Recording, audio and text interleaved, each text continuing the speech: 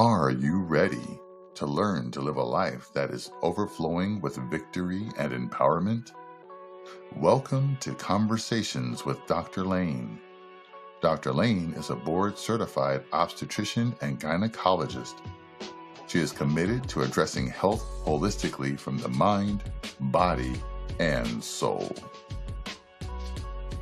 Hi, this is Dr. Antherica Lane with Conversations with Dr. Lane. Let's talk about those things that we do not have time to discuss during an appointment. Let's talk about your finances, business, education, relationships. If I can empower you to make healthy decisions in these areas, I am convinced your mind will be more focused and more open to a conversation about your health. Turn up the volume. Get ready for Conversations with Dr. Lane.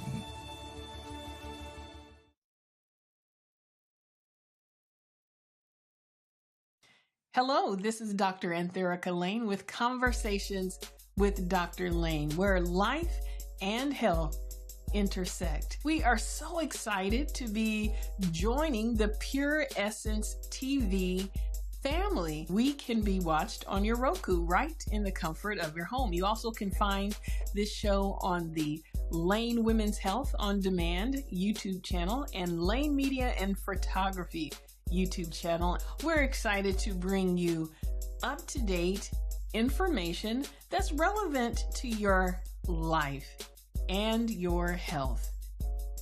We are going to have a fantastic show for you tonight. Stay tuned. Let's go.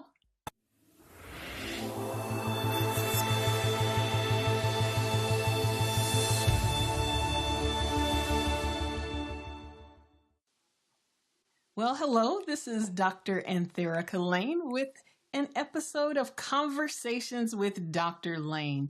We have another interesting show for you tonight. I always like to think about health very holistically or comprehensively. And really, Conversations with Dr. Lane is really where life and health intersect. And what better conversation that impacts our life than transportation? Today, we have an exciting guest. His name is Harold Taylor. Harold Taylor is an e-vehicle or an electric vehicle consultant. Let's bring Harold on. Well, Hi, hello, Dr. Harold. Lane. Hey, Harold, how are you doing? It's so good to see you. Good. Thanks for having me on. Well, thank you for joining the show this evening. I really hope that we can really demystify electric vehicles tonight or today. Yes, for sure. So, first of all, what made you become an electric vehicle consultant, and what is an electric vehicle consultant? Well, I'll start off by telling you what an electric vehicle consultant is. First, short answer is somebody who likes electric vehicles and decides to, talk about them all the time and consult with different parties. Like if people want to buy an electric vehicle and they need a little help, education, well, I'm the person they come to. Sometimes there's companies that need education, and I'm the person that they come to. The way I started off was completely weird and strange. Started off when I was a kid. I used to race electric cars. I used to like racing cars, and I would race slot cars, and they were great. They were fast, and they were pretty much quiet unless you crashed into somebody. And but then when I grew up, I had to sort of help my dad work on some of our cars. We had used cars in the family, and we had to keep them running. And so that entailed a lot of mixing of gas and oil, and that was kind of sloppy and messy. And I always thought, man, I wish I could have an electrical car. So it wasn't until I was an adult that electric cars actually came out, and they're easy to, or somewhat easy to obtain. And so I sort of morphed into an electric vehicle consultant, and sort of that's the fast story of how I got here. Okay. All right. Great. So really started at a very young age. Now, are you personally an owner of an e-vehicle? Yes, I have an electrical vehicle. I've been driving electric since 2013. And in that time, do you feel that you have proven the savings that's always talked about with driving electric versus gas? Oh yes, oh yes. When we first made that change back in 2013, there was not that many electric vehicles around, and there was pretty much no real charging stations. We charged at home in the garage. At that time, I was driving. I had a job where I had to commute about 75 miles one way, so 150 miles round trip. My first electrical vehicle had a range of about 180. So I charged up at night and had a full tank in the morning, drove to work and drove back home, plugged it in, and I was ready for the next day. And so we making that change really saved us a lot of money because we didn't have to spend a lot on gas anymore. And gas was fairly, I guess it was cheaper than it is now back in 2013, but it was still considered expensive back then. And so that made a big difference. And I've been driving electric since then. So let's talk a little bit about the running out of charge possibility. I mean, how do you really keep from running out of charge? I think about my schedule sometimes and I am just like all over the place. I mean, how do you keep from running out of charge? And if you do run out of charge, is there some kind of contingency built in? So basically, most people are. It's the term for that is basically range anxiety. And nowadays, you have electric vehicles that can go anywhere from um, like the lowest is 80 to 100 miles range to up to 520 miles on a full charge. Um, that's where a EV or electric vehicle consultant comes in handy because they know the different ranges for the different models out there, and you basically go over what your normal driving habits are, and you try to get a car that someone likes how it looks and likes how it drives, but also has the range that they need in order to do the things that they do most of the time. We sort of try to do a 90% of the time to 10%. So 90% of the time, you just go back and forth to work or back and forth to the grocery store. That's for most people 10 or 20 miles. Other people, as in my case, I used to drive a lot to go to work. I needed a range that my first car had a range of 180 miles. So if I drove the 150 miles to and from work, I was still good. Basically, you come home, you plug it in your charger at night, it fills up overnight, you get up and you're got a full tank. So you usually don't really, if you charge yourself up, if you have a plan, you usually don't run out of charge. Now, if you're on a trip, going, say, for instance, from the East Coast to the West Coast, some of the electric vehicles, or most of them, have a navigation system that has the charging stations built in, and there are charging stations situated all over the country now. So this is really a great time to get an electric vehicle because you're not a pioneer. It's already been explored. They have a lot of stations out there. And as long as you do what you normally do, which is to have enough charge to get to the next charger, you're fine and you don't run out of charge. I can just tell you that when I was, I guess, a young adult driving a gas car, um, I basically never ran out of gas. And the reason why is when I got to a half a tank of gas, I would go to the gas station and fill it up. If I was on a road trip and I was at a half a tank, I started looking for gas or keeping an eye out for gas. And then if I had gotten down to a fourth of the tank, I would definitely stop no matter what the cost was. And so I never ran out of gas, ever. But I've been in a car that's run out of gas or cars that have run out of gas 4 times. So if you just go in and plug in your car, you will not have that problem. And if you do a long road trip, the car will help you, or there are apps out there where they will show you where the charging stations are, and you shouldn't run out of charge or fuel, but some people still do. And if that happens, that's why you still have AAA and the other people out there to help come sort of rescue you so that they can take you to a charger. Right. Okay. All right. So since we're talking about charging, how does the home charge technology work? Does something need to be installed, and does it raise your electric bill? So there's 3 different types of chargers. You have one of those chargers at home already, and that's just the 3-prong plug. I have friends who have gone for several years with an electric vehicle who just use the 3-prong plug in their garage to charge, and you get about 4 miles per hour. But they only went maybe 5 or 10 miles a day. They didn't really go that far, and that's great for them. The next step up is something called a level 2 charger, where an electrician will install like a dryer plug in your garage, which most of the time is not that expensive.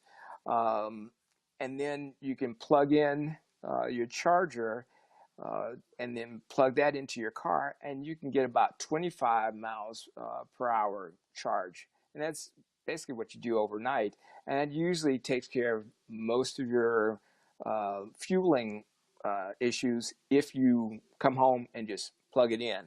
That's the key to this, is to have a habit to come home or wherever you are and plug in so that you're good and ready to set off on your trip or set off on where you need to go the next day. And then if you're on a long road trip, you want to have access to what's called DC fast chargers or level 3 chargers. They charge really fast. They can give you about 120 to 140 miles in about 20 to 30 minutes, which is what you need when you're on a road trip. And of course, some people say, well, gosh, I got to wait 20 or 30 minutes. Well, in those 20 or 30 minutes, you go to the bathroom, you take care of other business, and some people will go eat at a restaurant. So it really doesn't hinder you that much. And most of the time, even when you're younger, your bladders only can last probably 150 miles anyway. So you have to make a stop. Do you have an interest in recording? Do you need help taking your music from a thought to reality to full production, including videos and distribution? Finally get those songs finished. To take your music to the next level, text or call JT at 513-833-0182. That's JT Emerson at 513-833-0182. What a great reward if the music brings somebody to the Lord. Hey, when they stop to listen, understand what they've been. Right. So when I drive, we're going to switch gears a little bit. When I drive, I'm really all about the experience. Like,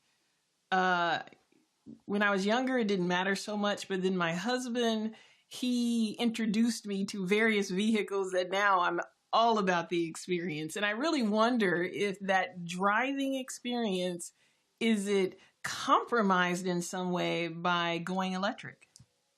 Well, the driving experience, I think, is actually better.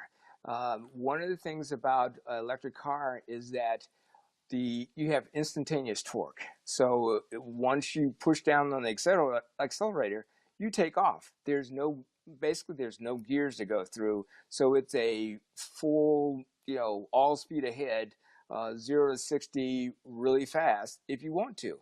There are also times that you don't want to go that fast and you just don't push on the accelerator as much. But all the changing of the gears and the little hesitation that you find in some of the other cars because they have to go through a transmission, you don't have that with an electric vehicle. So that experience is great. It's quiet. Some people feel like, oh my gosh, it's too quiet. I like the sound of the engine.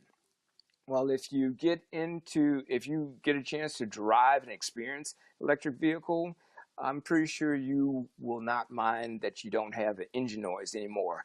And some automobile companies have decided that, hey, Some people still need that noise, so they'll pipe in the engine sound, sort of a looped type of engine sound inside the cabin, so you can feel like you're, changing gears and all, but you're still driving an electric vehicle.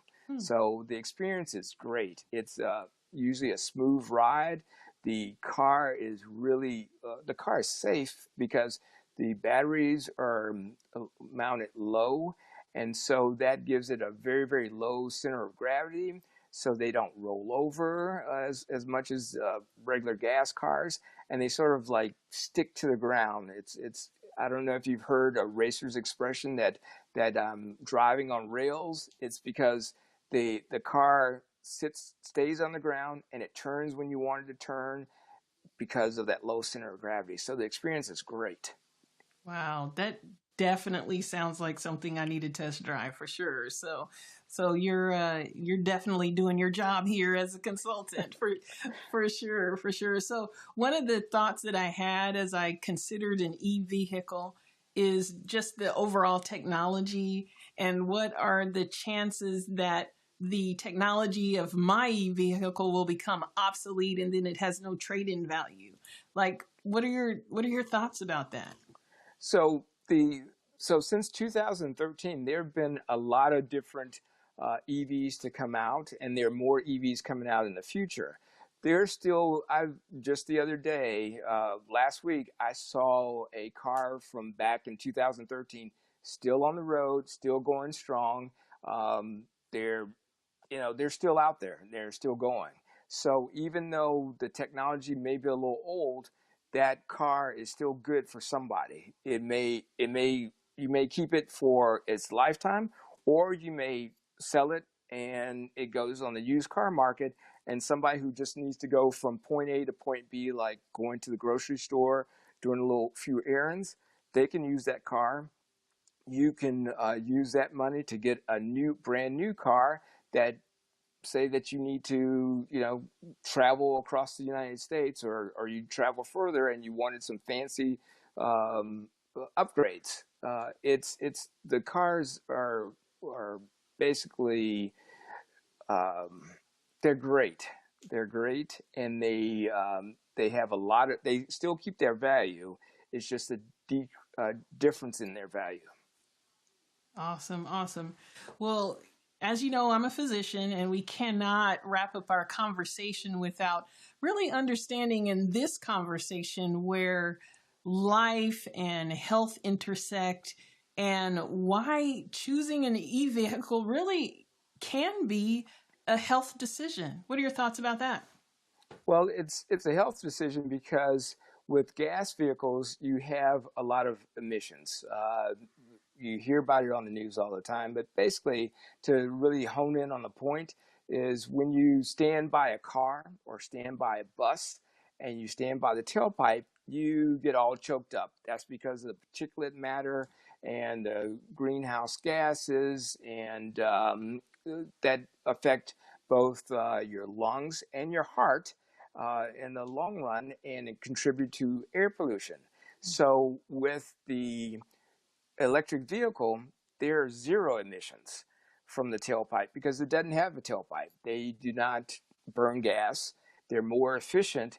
And so by switching over to electric vehicles, you get a chance to sort of clean up their environment. You don't have to be an environmentalist. You can just be somebody who wants to have a nice car, a quick car, an efficient car, that car that saves you money, and it happens to help the planet too, and helps your fellow man. But you may not care about that, but you can still buy an EV, and you can care about all the other parts of a car. Definitely. So as we come to a close on our conversation, I have to ask you, who do you think has the best e-vehicle, or give me maybe the top 3 that you really, really like? So that's going to be a tough question because there are a lot of EVs out there, and this comes across.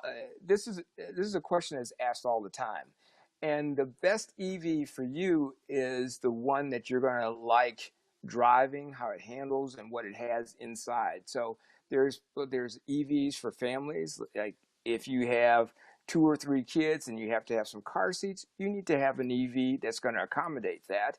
If you're somebody who's going to go racing on the weekend, but also use their car to drive to work, then you will have a different kind of car. There are cars that sort of have a spacious, minimalistic interior, and then there's cars that have all the bells and whistles. And you can get cars in a lot of different form factors now. So I'm hesitant to say which one is the best. There's certain car companies, electric vehicle car companies that have been out longer, but everybody is sort of introducing cars, electric vehicles now, and they have trucks coming out now. So you can go from sedan to SUV to crossovers to trucks. And so that almost covers the wide spectrum of cars out there. So my best advice is that you should probably test drive a car, see if it fits your family, fits yourself, how you drive, your driving style, how far you have to go, and use it for 90% of the time. If you try to do the 100%, then you're probably buying too much car or too much truck, because you have that one time that you want to drive all the way to California, maybe once every 3 years. Well, if you're going to do that, you just either rent an EV or go a different way. But 90% of the time, you're probably going to go to work, go grocery shopping, go to events. Those are sort of fairly reasonable places around, so that you don't have to sort of get too much car. Got it. Wow, Harold, this has been great. I really, I'm even more excited to start shopping for an e-vehicle. I don't know if I'll be able to go in that direction, but I'm definitely, after this conversation, I'm definitely going to go look and see what the options are, and definitely need to test drive. That might actually be my deciding factors, just the driving experience. I'm really excited about that. Right. And nowadays, the range and prices for new EVs are anywhere from 20,000 on up. For used EVs, 10,000 on up.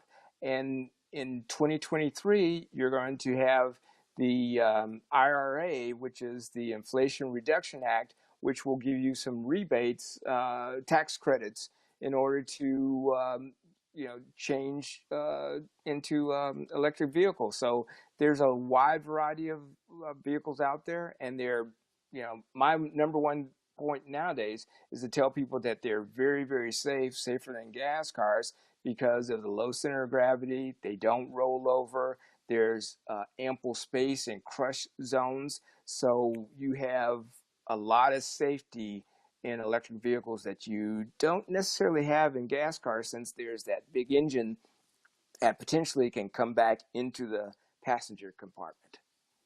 Wow, that's a very important point. Very important to address issues related to safety and e-vehicles, and even some of the financial benefits from a tax standpoint. So that is absolutely excellent, Harold. Well, thank you so much for your time this evening. I really learned a lot. I hope our audience learned a lot. Where can audience members find e-vehicle or electric vehicle consultants? Well, probably your best bet is to check in with some of the local electric vehicle car clubs. Like around Cincinnati, you have Drive Electric Cincinnati, you have Drive Electric Dayton, you have Drive Electric Columbus, and then in the Kentucky region, you have Evolve Kentucky, which is evolveky.org. And they have drivers there that will sometimes even let you test drive their cars in case the dealerships or the sales centers don't have cars to drive. They're owners, so they will tell you all the ins and outs, the pros and cons. And that's probably the best way you can find EV consultants and people to help you in your electric vehicle journey. Good. So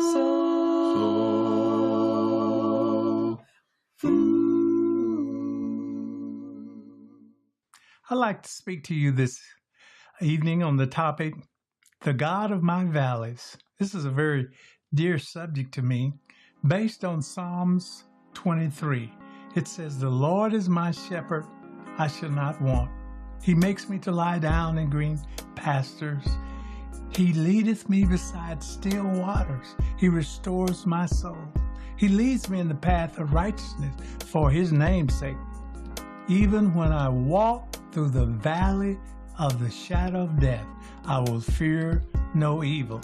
Notice he uses the word valley. That's a metaphor that we really want to highlight. Yea, though I walk through the valley of the shadow of death, I'll fear no evil.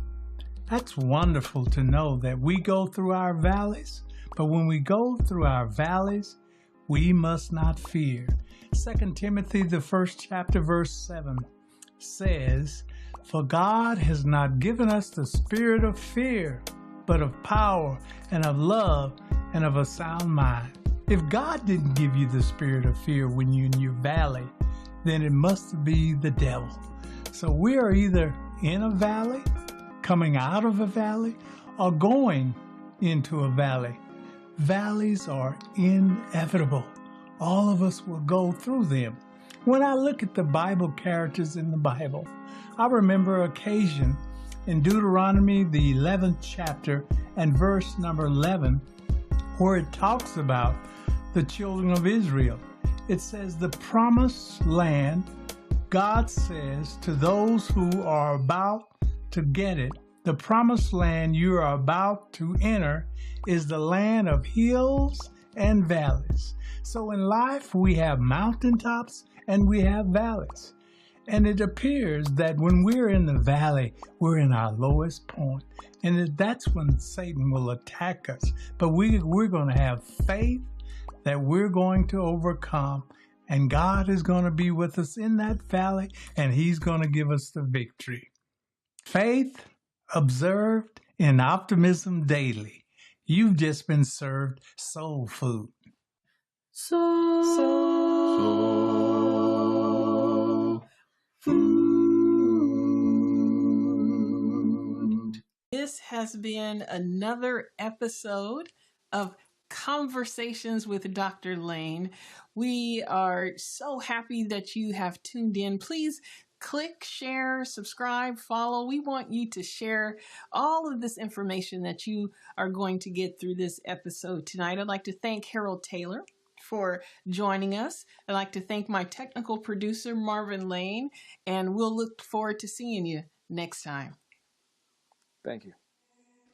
Do you have a business or event that you would like to promote? You can advertise during the Conversations with Dr. Lane online show and podcast.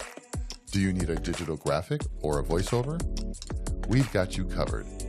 Contact our Director of Digital Promotions for pricing now at lanemediaphoto@gmail.com.